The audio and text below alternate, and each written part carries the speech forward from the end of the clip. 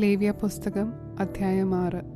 യഹോവ പിന്നെയും മോശയോട് അരുളിച്ചെയ്തതെന്തെന്നാൽ, ആരെങ്കിലും പിഴച്ച് യഹോവയോട് അതിക്രമം ചെയ്ത് തൻ്റെ പക്കൽ ഏൽപ്പിച്ച വസ്തുവിനെയോ പണയം വെച്ചതിനെയോ മോഷണ കാര്യത്തെയോ സംബന്ധിച്ച് കൂട്ടുകാരനോട് ഭോഷ്ക് പറയുകയെങ്കിലും കൂട്ടുകാരനോട് വഞ്ചന ചെയ്യുകയെങ്കിലും കാണാതെ പോയ വസ്തു കണ്ടിട്ട് അതിനെക്കുറിച്ച് ഭോഷ്ക് പറഞ്ഞു മനുഷ്യൻ പിഴയ്ക്കുന്ന ഈ വക വല്ല കാര്യത്തിലും കള്ളസത്യം ചെയ്യുകയെങ്കിലും ചെയ്തിട്ട് അവൻ പിഴച്ചു കുറ്റക്കാരനായാൽ താൻ മോഷ്ടിച്ചതോ വഞ്ചിച്ചെടുത്തതോ തൻ്റെ പക്കൽ ഏൽപ്പിച്ചതോ കാണാതെ പോയിട്ട് താൻ കണ്ടതോ താൻ കള്ളസത്യം ചെയ്തെടുത്തതോ ആയതൊക്കെയും മുതലോട് 5 കൂട്ടി പകരം കൊടുക്കണം. അകൃത്യയാഗം കഴിക്കുന്ന നാളിൽ അവൻ അതുടമസ്ഥന് കൊടുക്കണം. അകൃത്യയാഗത്തിനായിട്ട് അവൻ നിന്റെ മതിപ്പ് പോലെ ഊനമില്ലാത്ത ഒരു ആട്ടുകൊറ്റനെ യഹോവയ്ക്ക് അകൃത്യയാഗമായി പുരോഹിതന്റെ അടുക്കൽ കൊണ്ടുവരണം. പുരോഹിതൻ യഹോവയുടെ സന്നിധിയിൽ അവനു വേണ്ടി പ്രായശ്ചിത്തം കഴിക്കണം. എന്നാൽ അവൻ അകൃത്യമായി ചെയ്തതൊക്കെയും അവനോട് ക്ഷമിക്കും. യഹോവ പിന്നെയും മോശയോട് അരുളിച്ചെയ്തത്, നീ അഹരോനോടും പുത്രന്മാരോടും കൽപ്പിക്കേണ്ടത് എന്തെന്നാൽ, ഹോമയാഗത്തിന്റെ പ്രമാണമാവിത്. ഹോമയാഗം രാത്രി മുഴുവനും ഉഷസ് വരെ യാഗപീഠത്തിന്മേലുള്ള വിറകിന്മേൽ ഇരിക്കുകയും യാഗപീഠത്തിലെ തീ അതിനാൽ കത്തിക്കൊണ്ടിരിക്കുകയും വേണം. പുരോഹിതൻ പഞ്ഞിനൂൽ കൊണ്ടുള്ള അങ്കി ധരിച്ച് പഞ്ഞിനൂൽ കൊണ്ടുള്ള കാൽച്ചട്ടയാൽ തൻ്റെ നഗ്നത മറച്ചുകൊണ്ട് യാഗപീഠത്തിന്മേൽ ഹോമയാഗം ദഹിച്ചുണ്ടായ വെണ്ണീരെടുത്ത് യാഗപീഠത്തിൻ്റെ ഒരു വശത്തിടണം. അവൻ വസ്ത്രം മാറി വേറെ വസ്ത്രം ധരിച്ച് പാളയത്തിനു പുറത്ത് വെടിപ്പുള്ള ഒരു സ്ഥലത്ത് വെണ്ണീർ കൊണ്ടുപോകണം. യാഗപീഠത്തിൽ തീ കെട്ടുപോകാതെ കത്തിക്കൊണ്ടിരിക്കണം. പുരോഹിതൻ ഉഷസ് തോറും അതിന്മേൽ വിറക് കത്തിച്ച് ഹോമയാഗം അടുക്കി വെച്ച് അതിന്മീതെ സമാധാനയാഗങ്ങളുടെ മേധസ് ദഹിപ്പിക്കണം. യാഗപീഠത്തിന്മേൽ തീ കെട്ടുപോകാതെ എപ്പോഴും കത്തിക്കൊണ്ടിരിക്കണം. ഭോജനയാഗത്തിന്റെ പ്രമാണമാവിത്. അഹരോന്റെ പുത്രന്മാർ യഹോവയുടെ സന്നിധിയിൽ യാഗപീഠത്തിന്റെ മുൻപിൽ അതർപ്പിക്കണം. ഭോജനയാഗത്തിന്റെ നേരിയ മാവിൽ നിന്നും എണ്ണയിൽ നിന്നും കൈ നിറച്ചും ഭോജനയാഗത്തിന്മേലുള്ള കുന്തുരുക്കം മുഴുവനും എടുത്ത് നൈവേദ്യമായി യാഗപീഠത്തിന്മേൽ യഹോവയ്ക്ക് സൗരഭ്യവാസനയായി ദഹിപ്പിക്കണം. അതിൻ്റെ ശേഷിപ്പ് അഹരോനും പുത്രന്മാരും തിന്നേണം. ഒരു വിശുദ്ധ സ്ഥലത്ത് വെച്ച് അത് പുളിപ്പില്ലാത്തതായി തിന്നേണം. സമാഗമന കൂടാരത്തിന്റെ പ്രാകാരത്തിൽ വെച്ച് അത് തിന്നേണം. അത് പുളിച്ച മാവ് കൂട്ടി ചുടരുത്. എൻ്റെ ദഹനയാഗങ്ങളിൽ നിന്നും അത് ഞാൻ അവരുടെ ഓഹരിയായി കൊടുത്തിരിക്കുന്നു. അത് പാപയാഗം പോലെയും അകൃത്യയാഗം പോലെയും അതിവിശുദ്ധം. അഹരോന്റെ മക്കളിൽ ആണുങ്ങൾക്കൊക്കെയും അത് തിന്നാം. യഹോവയുടെ ദഹനയാഗങ്ങളിൽ അത് നിങ്ങൾക്ക് തലമുറ തലമുറയായി ശാശ്വതാവകാശമാകുന്നു. അതിനെ തൊടുന്നവൻ എല്ലാം വിശുദ്ധനായിരിക്കണം. യഹോവ പിന്നെയും മോശയോട് അരുളിച്ചെയ്തതെന്തെന്നാൽ, അഹരോന് അഭിഷേകം കഴിയുന്ന ദിവസം അവനും പുത്രന്മാരും യഹോവയ്ക്ക് കഴിക്കേണ്ടുന്ന വഴിപാടാവിത്. ഒരിടങ്ങഴി നേരിയ മാവിൽ പാതി രാവിലെയും പാതി വൈകുന്നേരവും നിരന്തര ഭോജനയാഗമായി അർപ്പിക്കണം. അത് എണ്ണ ചേർത്ത് ചട്ടിയിൽ ചുടേണം. അത് കുതിർത്ത് കൊണ്ടുവരണം. ചുട്ട കഷ്ണങ്ങൾ ഭോജനയാഗമായി യഹോവയ്ക്ക് സൗരഭ്യവാസനയായി അർപ്പിക്കണം. അവൻ്റെ പുത്രന്മാരിൽ അവന് പകരം അഭിഷേകം പ്രാപിക്കുന്ന പുരോഹിതനും അതർപ്പിക്കണം. എന്നേക്കുമുള്ള ചട്ടമായി അത് മുഴുവനും യഹോവയ്ക്ക് ദഹിപ്പിക്കണം. പുരോഹിതന്റെ ഭോജനയാഗം മുഴുവനും ദഹിപ്പിക്കണം. അത് തിന്നരുത്. യഹോവ പിന്നെയും മോശയോട് അരുളിച്ചെയ്തത്, നീ അഹരോനോടും പുത്രന്മാരോടും പറയേണ്ടത് എന്തെന്നാൽ, പാപയാഗത്തിന്റെ പ്രമാണമാവിത്. ഹോമയാഗമൃഗത്തെ അറുക്കുന്ന സ്ഥലത്ത് വെച്ച് പാപയാഗമൃഗത്തെയും യഹോവയുടെ സന്നിധിയിൽ അറുക്കണം. അത് അതിവിശുദ്ധം. പാപത്തിനു വേണ്ടി അതർപ്പിക്കുന്ന പുരോഹിതൻ അത് തിന്നേണം. സമാഗമന കൂടാരത്തിന്റെ പ്രാകാരത്തിൽ ഒരു വിശുദ്ധ സ്ഥലത്ത് വെച്ച് അത് തിന്നേണം. അതിൻ്റെ മാംസം തൊടുന്നവനെല്ലാം വിശുദ്ധനായിരിക്കണം. അതിൻ്റെ രക്തം ഒരു വസ്ത്രത്തിൽ തെറിച്ചാൽ അത് വീണത് ഒരു വിശുദ്ധ സ്ഥലത്ത് വെച്ച് കഴുകണം. അത് വേവിച്ച മൺപാത്രം ഉടച്ചു കളയണം. ചെമ്പുകലത്തിൽ വേവിച്ചുവെങ്കിൽ അത് തേച്ചു മെഴുക്കി വെള്ളം കൊണ്ട് കഴുകണം. പുരോഹിത കുലത്തിലെ ആണുങ്ങളൊക്കെയും അത് തിന്നേണം. അത് അതിവിശുദ്ധം. എന്നാൽ വിശുദ്ധ മന്ദിരത്തിൽ പ്രായശ്ചിത്തം കഴിപ്പാൻ സമാഗമന കൂടാരത്തിനകത്ത് രക്തം കൊണ്ടുവരുന്ന പാപയാഗത്തെ തിന്നരുത്. അത് തീയിലിട്ട് ചുട്ടുകളയണം.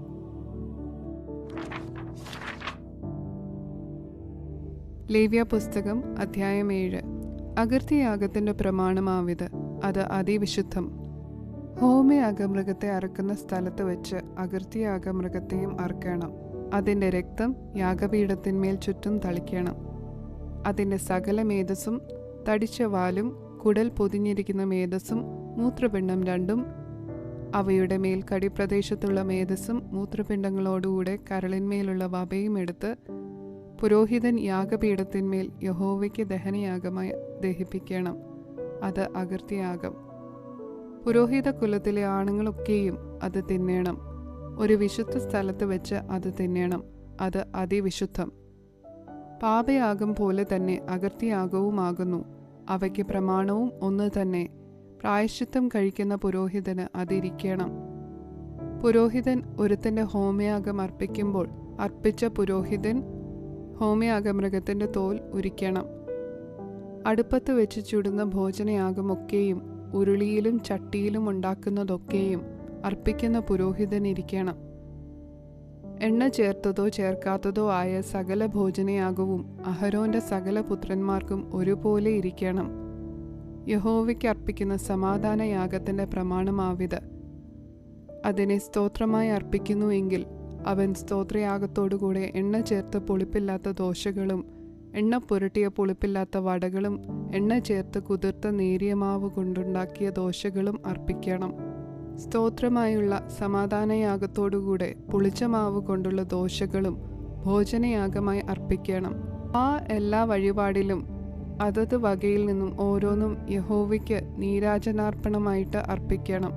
അത് സമാധാനയാഗത്തിൻ്റെ രക്തം തളിക്കുന്ന പുരോഹിതന് ഇരിക്കണം. എന്നാൽ സ്തോത്രമായുള്ള സമാധാനയാഗത്തിൻ്റെ മാംസം അർപ്പിക്കുന്ന ദിവസത്തിൽ തന്നെ തിന്നണം. അതിൽ ഒട്ടും പ്രഭാതം വരെ ശേഷിപ്പിക്കരുത്. അർപ്പിക്കുന്ന യാഗം ഒരു നേർച്ചയോ സ്വമേധാദാനമോ ആകുന്നുവെങ്കിൽ യാഗം അർപ്പിക്കുന്ന ദിവസത്തിൽ തന്നെ അത് തിന്നണം. അതിൽ ശേഷിപ്പുള്ളത് പിറ്റേന്നാളും തിന്നാം. യാഗമാംസത്തിൽ 3-ാം ദിവസം വരെ ശേഷിക്കുന്നത് തീയിലിട്ട് ചുട്ട് കളയണം. സമാധാനയാഗത്തിൻ്റെ മാംസത്തിൽ ഏതാനും 3-ാം ദിവസം തിന്നാൽ അത് പ്രസാദമായിരിക്കേയില്ല. അർപ്പിക്കുന്നവന് കണക്കിടുകയുമില്ല. അത് അറപ്പായിരിക്കും. അത് തിന്നുന്നവൻ കുറ്റം വഹിക്കണം. ശുദ്ധിയില്ലാത്ത വല്ലതിനെയും തൊട്ടുപോയ മാംസം തിന്നരുത്. അത് തീയിലിട്ട് ചുട്ട് കളയണം. ശേഷം മാംസമോ ശുദ്ധിയുള്ളവനെല്ലാം തിന്നാം. എന്നാൽ അശുദ്ധി തൻ്റെ മേലിരിക്കുമ്പോൾ ആരെങ്കിലും യഹോവയ്ക്കുള്ള സമാധാനയാഗങ്ങളുടെ മാംസം തിന്നാൽ അവനെ അവൻ്റെ ജനത്തിൽ നിന്ന് ഛേദിച്ച് കളയണം. മനുഷ്യൻ്റെ അശുദ്ധിയെയോ അശുദ്ധ മൃഗത്തെയോ ശുദ്ധിയില്ലാത്ത വല്ല അറുപ്പിനെയോ ഇങ്ങനെ ശുദ്ധിയില്ലാത്ത യാതൊന്നിനെയും ആരെങ്കിലും തൊട്ടിട്ട് യഹോവയ്ക്കുള്ള സമാധാനയാഗങ്ങളുടെ മാംസം തിന്നാൽ അവനെ അവൻ്റെ ജനത്തിൽ നിന്ന് ഛേദിച്ച് കളയണം. യഹോവ പിന്നെയും മോശയോട് അരുളിച്ചെയ്തത്, നീ ഇസ്രായേൽ മക്കളോട് പറയേണ്ടതെന്തെന്നാൽ, ചെമ്മരിയാട്ടിൻ്റെയോ കോലാട്ടിൻ്റെയോ കാളയുടെയോ മേധസ്സും നിങ്ങൾ അശേഷം തിന്നരുത്. താനെ ചത്തതിൻ്റെ മേധസ്സും പറിച്ചു കീറിപ്പോയതിൻ്റെ മേധസ്സും മറ്റെന്തിനെങ്കിലും കൊള്ളിക്കാം, തിന്നുക മാത്രം അരുത്. യഹോവയ്ക്ക് ദഹനയാഗമായി അർപ്പിച്ച മൃഗത്തിൻ്റെ മേധസ്സ് ആരെങ്കിലും തിന്നാൽ അവനെ അവൻ്റെ ജനത്തിൽ നിന്നും ഛേദിച്ച് കളയണം. നിങ്ങളുടെ വാസസ്ഥലങ്ങളിൽ എങ്ങും യാതൊരു പക്ഷിയുടെയും മൃഗത്തിൻ്റെയും രക്തം നിങ്ങൾ ഭക്ഷിക്കരുത്. വല്ല രക്തവും ഭക്ഷിക്കുന്നവനെയെല്ലാം അവൻ്റെ ജനത്തിൽ നിന്ന് ഛേദിച്ച് കളയണം. യഹോവ പിന്നെയും മോശയോട് അരുളിച്ചെയ്തത്, നീ ഇസ്രായേൽ മക്കളോട് പറയേണ്ടതെന്തെന്നാൽ, യഹോവയ്ക്ക് സമാധാനയാഗം അർപ്പിക്കുന്നവൻ തൻ്റെ സമാധാനയാഗത്തിൽ നിന്നും യഹോവയ്ക്ക് വഴിപാട് കൊണ്ടുവരണം. സ്വന്തം കൈയാൽ അവൻ അത് യഹോവയുടെ ദഹനയാഗമായി കൊണ്ടുവരണം. യഹോവയുടെ സന്നിധിയിൽ നീരാജനാർപ്പണമായി നീരാജനം ചെയ്യേണ്ടതിന് നെഞ്ചോടുകൂടെ മേധസ്സും കൊണ്ടുവരണം. പുരോഹിതൻ മേധസ് യാഗപീഠത്തിന്മേൽ ദഹിപ്പിക്കണം. എന്നാൽ നെഞ്ച് അഹരോനും പുത്രന്മാർക്കും ഇരിക്കണം. നിങ്ങളുടെ സമാധാനയാഗങ്ങളിൽ വലത്തെ കൈക്കുറക് ഉദർച്ചാർപ്പണത്തിനായി നിങ്ങൾ പുരോഹിതന്റെ പക്കൽ കൊടുക്കണം. അഹരോന്റെ പുത്രന്മാരിൽ സമാധാനയാഗങ്ങളുടെ രക്തവും മേധസ്സും അർപ്പിക്കുന്നവന് തന്നെ വലത്തെ കൈക്കുറക് ഓഹരിയായിരിക്കണം. ഇസ്രായേൽ മക്കളുടെ സമാധാനയാഗങ്ങളിൽ നിന്ന് നീരാജനത്തിൻ്റെ നെഞ്ചും ഉദർച്ചയുടെ കൈക്കുറകും ഞാൻ എടുത്തു പുരോഹിതനായ അഹരോനും പുത്രന്മാർക്കും ഇസ്രായേൽ മക്കളിൽ നിന്നുള്ള ശാശ്വതാവകാശമായി കൊടുത്തിരിക്കുന്നു. ഇത് അഹരോനെയും പുത്രന്മാരെയും യഹോവയ്ക്ക് പുരോഹിത ശുശ്രൂഷ ചെയ്യുവാൻ പ്രതിഷ്ഠിച്ച നാൾ മുതൽ യഹോവയുടെ ദഹനയാഗങ്ങളിൽ നിന്നും അഹരോനുള്ള ഓഹരിയും അവൻ്റെ പുത്രന്മാർക്കുള്ള ഓഹരിയുമാകുന്നു. ഇസ്രായേൽ മക്കൾ അത് അവർക്ക് കൊടുക്കണമെന്ന് താൻ അവരെ അഭിഷേകം ചെയ്ത നാളിൽ യഹോവ കൽപ്പിച്ചു. അത് അവർക്ക് തലമുറ തലമുറയായി ശാശ്വതാവകാശമാകുന്നു. ദഹനയാഗം, ഭോജനയാഗം, പാപയാഗം, അകൃത്യയാഗം, കരപൂരണയാഗം, സമാധാനയാഗം എന്നിവയെ സംബന്ധിച്ചുള്ള പ്രമാണം ഇത് തന്നെ. യഹോവയ്ക്ക് തങ്ങളുടെ വഴിപാടുകൾ കഴിപ്പാൻ അവൻ ഇസ്രായേൽ മക്കളോട് സീനായ് മരുഭൂമിയിൽ വെച്ച് അരുളി ചെയ്ത നാളിൽ യഹോവ മോശയോട് സീനായ് പർവ്വതത്തിൽ വെച്ച് ഇവ കൽപ്പിച്ചു. ലേവ്യ പുസ്തകം അധ്യായം 8. യഹോവ പിന്നെയും മോശയോട്, നീ അഹരോനെയും അവനോടുകൂടെ അവൻ്റെ പുത്രന്മാരെയും വസ്ത്രം, അഭിഷേക തൈലം, പാപയാഗത്തിനുള്ള കാള, 2 ആട്ടുകൊറ്റന്മാർ, കൊട്ടയിൽ പുളിപ്പില്ലാത്ത അപ്പം എന്നിവയുമായി കൊണ്ടുവരികയും സഭയെ മുഴുവനും സമാഗമന കൂടാരത്തിൻ്റെ വാതിൽക്കൽ കൂട്ടുകയും ചെയ്യുക എന്ന് കൽപ്പിച്ചു. യഹോവ തന്നോട് കൽപ്പിച്ചതുപോലെ മോശ ചെയ്തു. സഭ സമാഗമന കൂടാരത്തിൻ്റെ വാതിൽക്കൽ വന്നുകൂടി. മോശ സഭയോട്, യഹോവ കൽപ്പിച്ച കാര്യം ഇതാകുന്നു എന്ന് പറഞ്ഞു. മോശ അഹരോനെയും പുത്രന്മാരെയും അടുക്കൽ വരുത്തി അവരെ വെള്ളം കൊണ്ട് കഴുകി. അവനെ ഉള്ളങ്കി ഇടുവിച്ച് നടുക്കെട്ട് കെട്ടിച്ച് അങ്കി ധരിപ്പിച്ചു ഏഫോദ് ഇടുവിച്ചു. ഏഫോദിൻ്റെ ചിത്രപ്പണിയായ നടുക്കെട്ട് കെട്ടിച്ച് അതിനാൽ അത് മുറുക്കി. അവനെ പതക്കം ധരിപ്പിച്ചു. പതക്കത്തിൽ ഊറീമും തുമ്മീമും വെച്ചു. അവൻ്റെ തലയിൽ മുടി വെച്ചു. മുടിയുടെ മേൽ മുൻവശത്ത് വിശുദ്ധ കിരീടമായ പൊൻപട്ടം വെച്ചു. യഹോവ മോശയോട് കൽപ്പിച്ചതുപോലെ തന്നെ. മോശ അഭിഷേക തൈലം എടുത്ത് കൂടാരവും അതിലുള്ളതൊക്കെയും അഭിഷേകം ചെയ്തു ശുദ്ധീകരിച്ചു. അതിൽ കുറെ അവൻ യാഗപീഠത്തിന്മേൽ 7 പ്രാവശ്യം തളിച്ച് യാഗപീഠവും അതിൻ്റെ ഉപകരണങ്ങളൊക്കെയും തൊട്ടിയും അതിൻ്റെ കാലും അഭിഷേകം ചെയ്തു ശുദ്ധീകരിച്ചു. അവൻ അഹരോന്റെ തലയിൽ അഭിഷേക തൈലമൊഴിച്ച് അവനെ അഭിഷേകം ചെയ്തു ശുദ്ധീകരിച്ചു. മോശ അഹരോന്റെ പുത്രന്മാരെ വരുത്തി അങ്കി ധരിപ്പിച്ച് നടുക്കെട്ട് കെട്ടിച്ച് തലപ്പാവും ഇടുവിച്ചു. യഹോവ മോശയോട് കൽപ്പിച്ചതുപോലെ തന്നെ. അവൻ പാപയാഗത്തിനുള്ള കാളയെ കൊണ്ടുവന്നു. പാപയാഗത്തിനുള്ള കാളയുടെ തലയിൽ അഹരോനും പുത്രന്മാരും കൈവച്ചു. അവൻ അതിനെ അറുത്തു. മോശ അതിൻ്റെ രക്തം എടുത്ത് വിരൽ കൊണ്ട് യാഗപീഠത്തിൻ്റെ കൊമ്പുകളിൽ ചുറ്റും പുരട്ടി യാഗപീഠം ശുദ്ധീകരിച്ചു. ശേഷം രക്തം യാഗപീഠത്തിൻ്റെ ചുവട്ടിൽ ഒഴിച്ചു. അതിനുവേണ്ടി പ്രായശ്ചിത്തം കഴിച്ചു. അതിനെ ശുദ്ധീകരിച്ചു. കുടലിന്മേലുള്ള സകല മേധസ്സും കരളിന്മേലുള്ള വപയും മൂത്രപിണ്ഡം 2 അവയുടെ മേധസ്സും മോശയെടുത്ത് യാഗപീഠത്തിന്മേൽ ദഹിപ്പിച്ചു. എന്നാൽ കാളയെയും അതിൻ്റെ തോൽ, മാംസം, ചാണകം എന്നിവയെയും അവൻ പാളയത്തിനു പുറത്ത് തീയിലിട്ട് ചുട്ടുകളഞ്ഞു. യഹോവ മോശയോട് കൽപ്പിച്ചതുപോലെ തന്നെ. അവൻ ഹോമയാഗത്തിനുള്ള ആട്ടുകൊറ്റനെയും കൊണ്ടുവന്നു. അഹരോനും പുത്രന്മാരും ആട്ടുകൊറ്റൻ്റെ തലയിൽ കൈവച്ചു. അവൻ അതിനെ അറുത്തു. മോശ അതിൻ്റെ രക്തം യാഗപീഠത്തിന്മേൽ ചുറ്റും തളിച്ചു. ആട്ടുകൊറ്റനെ ഖണ്ഡം ഖണ്ഡമായി ഖണ്ഡിച്ചു. മോശ തലയും ഖണ്ഡങ്ങളും മേധസ്സും ദഹിപ്പിച്ചു. അവൻ അതിൻ്റെ കുടലും കാലും വെള്ളം കൊണ്ട് കഴുകി. മോശ ആട്ടുകൊറ്റനെ മുഴുവനും യാഗപീഠത്തിന്മേൽ ദഹിപ്പിച്ചു. ഇത് സൗരഭ്യവാസനയായ ഹോമയാഗമായി യഹോവയ്ക്കുള്ള ദഹനയാഗം.